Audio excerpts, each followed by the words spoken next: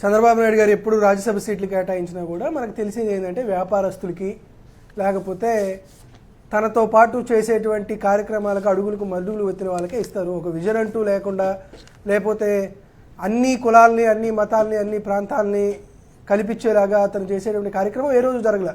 నాకు తెలిసినంత వరకు జగన్మోహన్ రెడ్డి గారు ముఖ్యమంత్రిగా ఉన్నప్పుడు ఎటువంటి రాజకీయ నేపథ్యం లేని వాళ్ళని అదేవిధంగా ఎటువంటి వ్యాపార నేపథ్యం లేని వారిని కూడా పంపించినటువంటి దాఖలాలు మనం కల్పించాం. ఎందుకంటే ఒక సోషల్ ఈక్లిబ్రియం ఉండాలనే ఉద్దేశంతో బీసీని ఎస్సీని పంపించినటువంటి దాఖలు కూడా మనం చేసాం.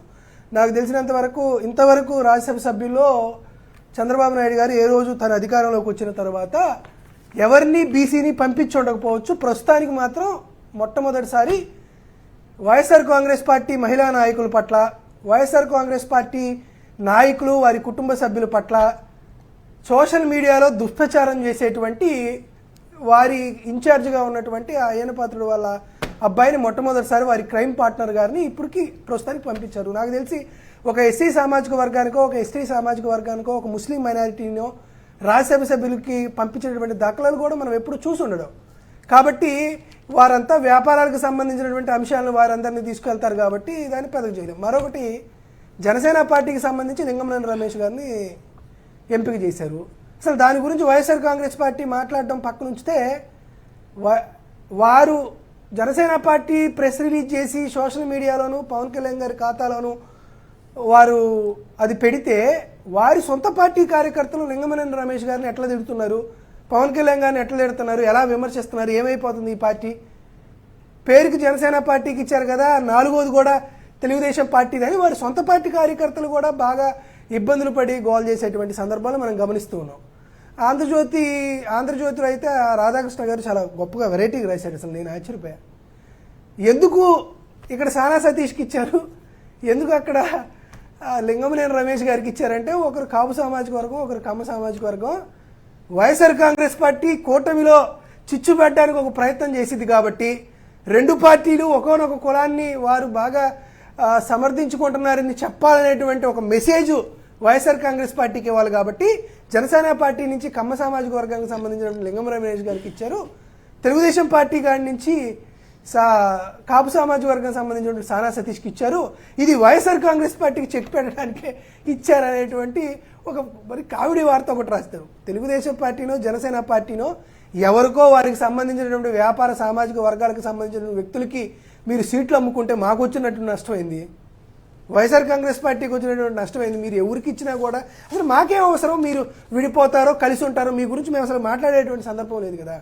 ఎందుకు ఇదంతా విషయం ఏంటంటే అసలు చంద్రబాబు నాయుడు గారికి ఇతర కులాల్ని లేకపోతే ఇతర వర్గాల్ని ఇతర వర్ణాలని కలిపి ముందుకు తీసుకెళ్ళాలి, వారందరికీ రాజకీయ చైతన్యం ఆర్థిక స్వతంత్రత తీసుకురావాలి, వివిధ హోదాల్లో వివిధ చట్టసభల్లో ఆ వర్గాలకు సంబంధించినటువంటి సమస్యలను ప్రస్తావించేటువంటి సమర్థవంతమైనటువంటి నాయకత్వాన్ని మనం భారతదేశానికో లేకపోతే చట్టసభలకో తెలుగుదేశం పార్టీ నుండో లేకపోతే కూటమి ప్రభుత్వం నుండో ప్రాతినిధ్యం వహించాలి అనేటువంటి ఆలోచన ఏమాత్రం లేదు.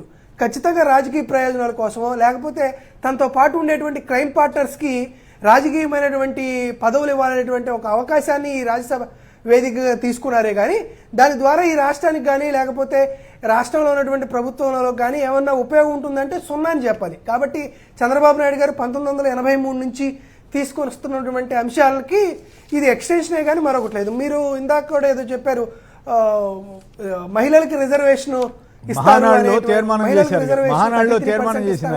గారు ప్రకటించి మహానాడులో తీర్మానం చేశారని చెప్తున్నారు. మీరు సీనియర్ రాజకీయ నాయకులు అండి, సీనియర్ రాజకీయ నాయకుడు చంద్రబాబు నాయుడు గారు, మీరు కూడా అంతే స్థాయిలో సీనియర్ పాత్రికేయులు కూడా. చంద్రబాబు నాయుడు గారు 1995లో మొదటిసారి వచ్చినప్పుడు ఎన్టీ రామారావు గారి గురించి ఒక తీర్మానం చేశారు, చనిపోయిన తర్వాత మరొక తీర్మానం చేశారు. ఈ మధ్య నరేంద్ర మోడీ గారు ఇక జీవితంలో ఎప్పుడు ప్రధానమంత్రి కాకూడదని ఒక తీర్మానం చేశారు. తరువాత మళ్ళీ నరేంద్ర మోడీ గారు తిరిగి ప్రధానమంత్రి అవ్వాలని మరొక తీర్మానం చేశారు.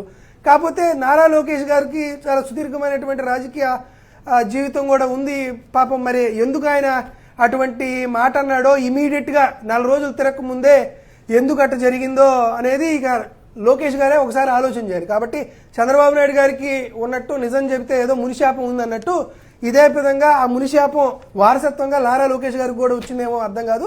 కాబట్టి కొంత యంగ్ జనరేషన్ ఏమైనా మారుతాడేమో అనుకున్నాను. లేదు, తండ్రికి తగ్గ తనయుడిగా ఆయన పేరు సంపాదించుకోవడానికి నారా లోకేష్ ఎక్కడ అడుగు లేదు. చంద్రబాబు నాయుడు గారు చేసినటువంటి అడుగు జాడల్లోనే ఇచ్చిన మాటని కళ్ళార్పకుండా తప్పేటువంటి గొప్ప సిద్ధాంతాన్ని, గొప్ప అలవాటుని తన తండ్రి దగ్గర నుంచి తీసుకురావడం, లోకేష్ గారికి రావడం ఏమాత్రం తప్పు కాదు. కాబట్టి లోకేష్ గారి యొక్క మాటలు ఎలాగ ఉంటుంది ఏందనేది ఆంధ్రప్రదేశ్ రాష్ట్ర ప్రజలు కూడా అర్థం అవ్వడం అనేది ఇది ఒక ఉదాహరణ చెప్పడం మాత్రం అర్థం చేసుకోవచ్చు.